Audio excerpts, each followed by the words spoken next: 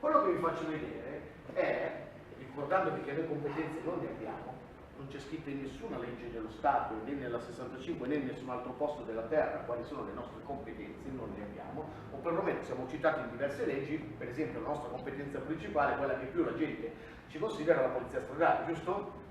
Più di tutto, insomma, ci vede da quel punto di vista, vuoi perché hanno preso la sosta davanti al supermercato, poi perché gli abbiamo rilevato l'incidente stradale, è una delle cose che ci vedono di più. Voi nell'articolo 12 del codice della strada vi ricordate a che punto siamo noi? No? Siamo dopo la Guardia Forestale, ok? Per capirci. Per cui le leggi contano, però poi conta la realtà. Io quello che vi faccio vedere qua è il Regio Decreto del 31 agosto 1907, il numero 690, che è ancora attualmente in vigore.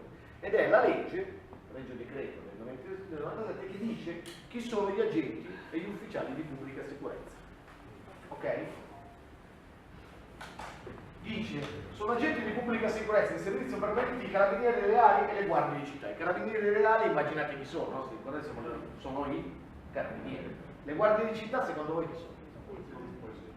Bravo, la polizia di Stato. Adesso lo capite quando leggiamo il secondo articolo. Sono pure agenti di pubblica sicurezza le guardie di finanza forestali, che sono la guardia di finanza, le guardie carcerarie, che è la polizia penitenziaria, nonché le guardie campestri, graziali, boschive e altre dei comuni costituite in forza di regolamenti deliberati e approvati delle forme di legge e riconosciute dal prefetto. Non fanno nient'altro che dire quello che è già scritto poi dopo, che verrà ripreso nel 65. Proprio nel 1907 la polizia locale già esisteva.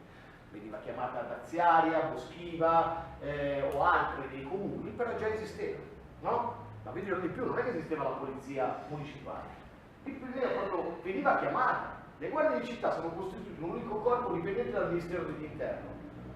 Per cui capite che le guardie di città sono la polizia di Stato. Qualora per grandi motivi di ordine pubblico il Ministero dell'Interno creda di sopprimere o di non permettere l'istituzione di guardie municipali in uno o più comuni, la polizia municipale sarà pure affidata alle guardie di città con quelle norme che saranno stabilite con decreto reale. Siamo nel 1907. Oggi siamo nel 2000? 101 anni fa esistevamo già.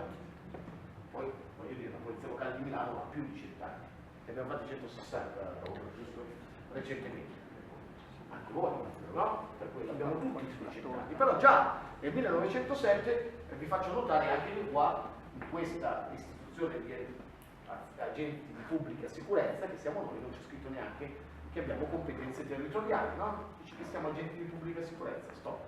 E poi la 65 che dice che siamo agenti di pubblica sicurezza con funzione ausiliare.